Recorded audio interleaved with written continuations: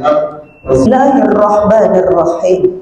Ya ayyuhalladzina amanu taqullaha haqqa tuqatih wa la tamutunna illa wa antum muslimun. Shadaqallahul azim. Hai orang-orang yang beriman, bertakwalah kamu kepada Allah sebenar-benar bertakwa kepadanya. Wala tamutunna, dan jangan kamu meninggal illa wa antum muslimun, kecuali dalam keadaan Islam. Kaum muslimin jemaah Jumat rahimakumullah, kehidupan ini kita tidak tahu. Yang paling dekat dengan kita, kata Imam Al-Ghazali, bukanlah keluarga, bukanlah sanak saudara, tetapi yang paling dekat kepada kita adalah kematian. Lari-lari ke tepi laut, tiba di laut menangkap ikan. Kalaulah datang malaikat maut, kemanalah badan akan dilarikan. Kalau telah datang masanya, minta tunggu, minta ingin berbinantu, minta ingin istirahat terlebih dahulu. Kalau telah datang masanya, tidak bisa. Kebuli berkadang pagi baca balak dalam perahu, kebuli berkadang hati tanda Allah Ta'ala yang berlaku. Oleh karena itu menyikapi wala tamutunna illa wa antum muslimun, dan jangan kamu meninggal kecuali dalam keadaan Islam. Ini adalah peringatan Allah. Selama hidup di dunia ini, hiduplah kita bertokat amal, mati bertokat iman. Karena dalam kehidupan dunia ini kita akan diuji jalan menuju Allah dengan 4 macam kecemasan, ketakutan, kerusuhan, kebahagiaan yang sangat mendalam. Itu bisa membuat manusia lupa jalan menuju Allah untuk mati kecuali dalam keadaan Islam. Nah, inilah yang ditakutkan oleh Allah dan malaikat Jibril agar diingatkan kepada manusia, agar manusia man arafa nafsahu faqad arafa rabbahu, siapa yang mengenal dirinya niscaya akan mengenal Tuhannya. Maka datanglah malaikat Jibril dengan 5 nasihat. Ja'a Jibril ila Nabi sallallahu alaihi wasallam khamsa nasihat. Telah datang malaikat Jibril kepada Rasul dengan 5 nasihat. Yang pertama, isma syi'ta fa innaka mayyit. Ya Muhammad, isma syi'ta fa innaka mayyit. Hiduplah sesuka hatimu, tetapi ingat kamu akan mati. Jadi untuk mengingat kematian itu adalah pembelajaran bagi kita.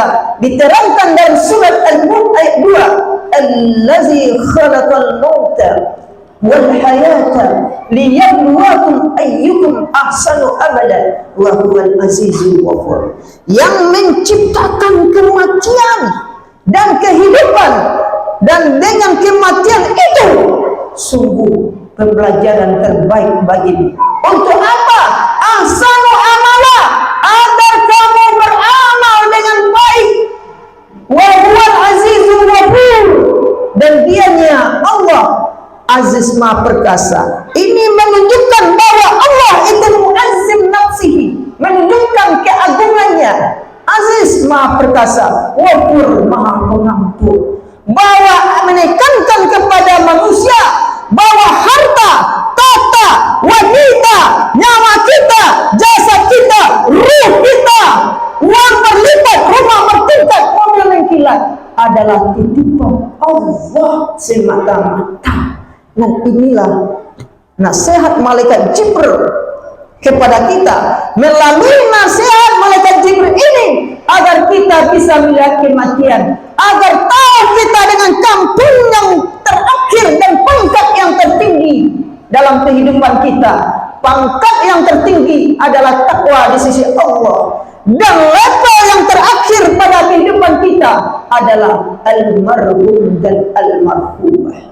Artinya semasa hidup di dunia ini, pergunakan nikmat Tuhan sebelum dicabutnya. Wa man nu'ammirhu nunakkishu fil khalqi afala yaqilun. Dan siapa yang dipanjangkan umurnya oleh Allah, Allah kurangi kesehatannya sedikit mereka tidak berpikir. Lihat alif lam mim. Pertama manusia kuat seperti alif, diberi penglihatan yang kuat, diberi pendengaran yang kuat, diberi semuanya aktivitas kehidupan berjalan serba kuat. Namun berlanjut umur manusia, berkurang kesehatan itu seperti huruf lam mim bengkok. Kemudian di ujungnya seperti huruf mim. Artinya semasa hidup di dunia kita beri kebebasan oleh Allah. Apapun yang kita lakukan, di sanalah letak Ar-Rahman, Tuhan yang Maha Pengasih Tuhan. Allah berikan kehendak manusia. Namun manusia akan berlanjut umurnya, hakikatnya untuk menyadari kematian. Lihatlah umur kita, bercerminlah kita. Tanda-tanda isyarat dari Allah lewat rambu-rambu yang kita pakai. Rambut kita telah memutih, kulit sudah kita mulai kendur, makan kita sudah mulai kubur, diansur oleh Allah. Artinya seperti alif lam mim itu, semasa selagi bisa berdiri, selagi bisa duduk, selagi bisa kita bernapas seperti huruf mim, maka sholatlah kita sebelum disolatkan orang lain. Lipatlah tangan kita sebelum dilipatkan orang lain.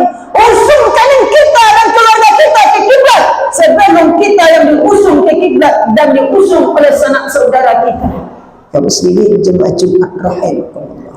Nah, nasihat yang pertama itu intisarinya adalah agar manusia bisa menghargai waktu, menggunakan nikmat Tuhan sebelum dicabutnya.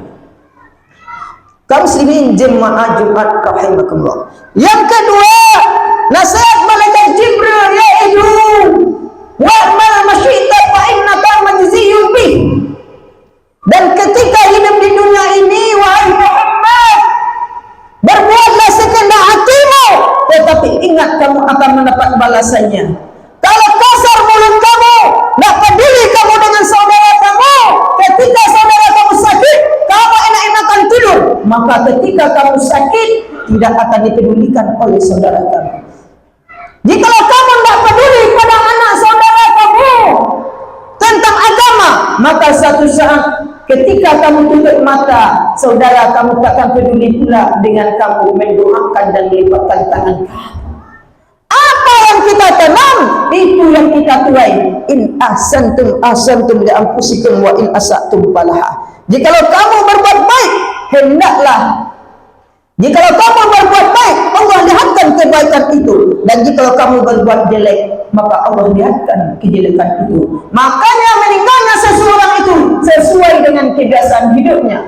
Oh, dia bisa biasanya hidup di dunia bercarut marut, jarang beristighfar, jarang mengucapkan kalimat la ilaha illallah. Maka ketika kematiannya, yang keluar dari lidahnya hanya carut marut.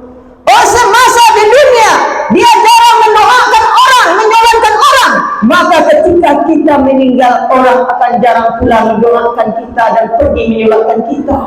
Tempat kita pergi takziah sangat sepi dikunjungi orang.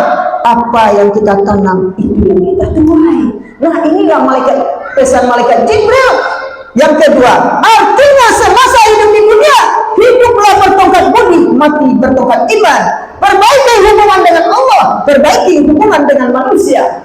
Kita mulai sholat ibadah hakikatnya, bacaan sholat itu dengan lillahi ta'ala, diakhiri dengan salam. Salam ke kanan, salam ke kiri. Artinya kalau kita ingin hidup bertongkat budi, mati bertongkat iman, maling mawa ke tetangga kanan, ke tetangga kiri. Jangan kita sibuk dengan diri sendiri saja. Pengurus masjid telah sibuk mengucapkan berlangsung tawa untuk warga masjid, namun dia tak keluar rumah, tak peduli satupun. Maka satu saat apabila dia meninggal, keluarganya sakit, maka orang lain takkan pula peduli sama kita. Nah, oleh karena itu prinsip hidup di dunia ini ada hidup tolong menolong, ada kebaktian doa mendoakan. Oleh karena itu perbaiki hubungan dengan Allah, perbaiki hubungan dengan manusia. Nah, inilah prinsip yang dipakai untuk menyikapi pesan malaikat Jibril yang kedua itu. Perbuatlah sesuka hatimu, Tetapi ingat, suatu saat kamu akan menerima balasannya. Yang ketiga, ya Muhammad, ahbib man ahbabta fa innaka majziyun bih. Cintailah sesuatu itu sesuai hatimu, tetapi ingat, suatu saat kamu akan berpisah dengan apa yang kamu cinta. Kalau sayang kepada anak, jangan waktu sholat ketika kumandang azan kata hayya 'alal falah, kata kemenangan 10 kali dikumandangkan azan oleh garing kita, bilal kita, 5 kali dengan kata iqamat, dengan sentuhan dari kata Allah, dengan intisari dari seruan ayat Al-Quran, innal muttaqina mafaza, bahwa sesungguhnya bagi orang yang bertakwa itulah yang dapat kemenangan. Kata kemenangan itu orang yang menghargai undangan Allah. Tetapi lihat, di masjid dan di musala manapun sedih kita yang hanya ada remaja senja, namun remaja wal fatah bil fatah minal fatah bil hadil akbar tidak dinamakan pemuda yang kuat, pemuda yang menyingsingkan lengan baju, tetapi pemuda yang kuat, pemuda yang berjuang di jalan Allah. Pemuda yang berjuang di jalan Allah di masjid telah lari dari masjid. Yang banyak ketika wirid dimanapun saja itu banyak tonggak masjid dan remaja senja. Nah, di mana letak tanggung jawab kita? Wajar ketika Allah murka, pemandangan azan kata hayya 'alal falah, kata kemenangan, Allah yang undang, Allah yang menciptakan, yang menyerahkan nafas anak-anak dan keluarga kita. Namun ketika itu kita sholat orang tua, namun anak kita sibuk main game, main TikTok, main segala aktivitas kehidupan dunia, kita biarkan. Wajar bumi murka, wa akhrajatil ardu asqalaha, bumi membutakan isinya karena berat menanggung beban dosa manusia. Tidak menghargai seruan Allah, padahal 5 waktu sehari semalam yang undang Allah. Wajar gunung diletuskan Allah, wajar bumi memuntahkan isinya, wajar lautan mengeluarkan isinya karena muntah perbuatan manusia. Nah, inilah tanggung jawab kita, kepala rumah tangga, kepala rumah adat, kepala rumah masjid, kepala rumah madrasah. Ibarat sapu lidi. Kalau sapu lidi itu satu mengangkat kemungkaran, tidak terangkat kotoran oleh sapu lidi itu. Namun kalau sapu lidi itu disatukan, semua sampah bisa terangkat, dibersihkan. Begitu kita umat Islam ini, ibu bapak, mari kita bersatu. Kalau cinta kepada anak, jangan biarkan anak-anak lari dari agama dan tauhid. Tanamkan kepada mereka dengan agama menjadikan hidup lebih terarah, dengan ilmu menjadikan hidup lebih mudah, dengan seni hidup terasa indah, dengan ilmu diisi otaknya, dengan keterampilan kita isi tangannya. Ulama kita telah mulai berkurang, garim kita kadang-kadang pulang kampung. Andaikan kita meninggal nanti, sedih ruh kita, mana anak-anakku yang memandikan anak kapan itu sudah terbenam matahari. Tidak ada yang bisa memandikan kapan ini, karena kita tidak mengajarkan agama dan tauhid kepada anak kita. Nah, kalau kita cinta kepada anak kita, arahkan mereka di jalan Allah, agar kita dan keluarga kita bertemu dengan Allah. Artinya prinsip yang ditanamkan kepada kita, cintailah sesuatu itu selagi tidak melebihi cinta kepada Allah. Tetapi kalau kita berhasil memupuk anak kita, mengarahkan agama kepada anak kita, apabila anak main game internet di waktu sholat, kita matikan televisi, kita ajak mereka sholat, maka tertancap dalam jiwanya cahaya Allah, cahaya Muhammad. Ada rasa pereso kepada Allah, ada rasa pereso kepada manusia. Ibu bapak, kaum muslimin jemaah Jumat rahimahumullah. Maka ketika kita dikafani, ketika kita meninggal, anak kita tidak sibuk lagi main game, main HP. Tetapi kalau kita bisikkan, maka kelima bimani, apa yang kamu makan sesudah mati, maka yang ada dalam otak dan pikiran anak itu harta dan harta. Seharusnya yang kita bisikkan, maka buduna min ba'di, apa yang kamu makan nak sesudah aku mati. Karena kita salah menanamkan prinsip agama, tidak menanamkan prinsip tauhid kepada anak kita, maka wajar sedih ruh kita melihat orang yang memandikan kapan kita tidak ada. Ditambah lagi anak kita, di waktu kita meninggal, anak kita sibuk main HP, internet, tidak ada rasa paresutu. Karena sholat ibadah tidak ditanamkan kepada anak. Lari nilai-nilai ketuhanan, nilai-nilai rasa sosial kepada anak kita. Nah, oleh karena itu, kalau kita cinta pada anak dan harta kita, cintailah sesuatu itu selagi tidak melebihi cinta kepada Allah. Ajarkan anak-anak kita tauhid, ajarkan anak-anak kita agama. Nah, andaikan bapa meninggal, kakek meninggal nanti, nah, kalau bapa meninggal, jangan tidak engkau, jangan sampai orang lain menyolahkan, tetapi bagusnya engkau yang menyolahkan dan menggapani ayah nak, kakek nak. Itu baru nilai yang terbaik bagi kita. Kalau kita cinta kepada Allah, arahkan mereka di jalan Allah. Nah, inilah prinsip yang disampaikan oleh malaikat Jibril agar manusia ingat jati dirinya, tanggung jawabnya kepada Allah dan kepada harta titipan yang diberikan oleh Allah. Yang keempat, pesan malaikat Jibril adalah kepada Nabi Muhammad dan umatnya, syariful mu'min qiyamul lail. Semulia-mulia orang yang beriman adalah orang yang sholat di malam hari. Jikalau kita bermasalah dalam ekonomi, dalam keluarga, curahkan hati kita kepada Allah. Jangan berangkat Allah dari kehidupan kita. Jangan kita putus asa, jangan kita menjadi yaitu stres. Tetapi pada malam hari itu Allah menilai sinyal atau jaringan internet Allah di malam hari sangat cepat. Kenapa? Orang pada malam hari itu banyak tidur. Kesehatan jantung sangat kuat di dalam sholat tahajud bangun malam itu. Kenapa? Air jauh dari polusi, udara sangat bagus, karena aktivitas bom yang keluar dari perut manusia aman. Oleh karena itu, orang yang sholat malam itu adalah orang yang maqamam mahmuda, tempat yang mulia di sisi Allah.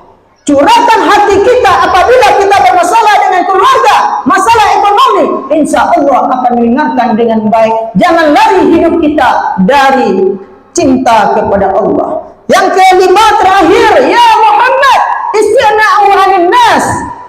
Jikalau kamu hidup di dunia ini bersama umatmu, penuhi panggilan Allah terlebih dahulu daripada panggilan yang lain. Karena panggilan Allah bisa saja kapan saja.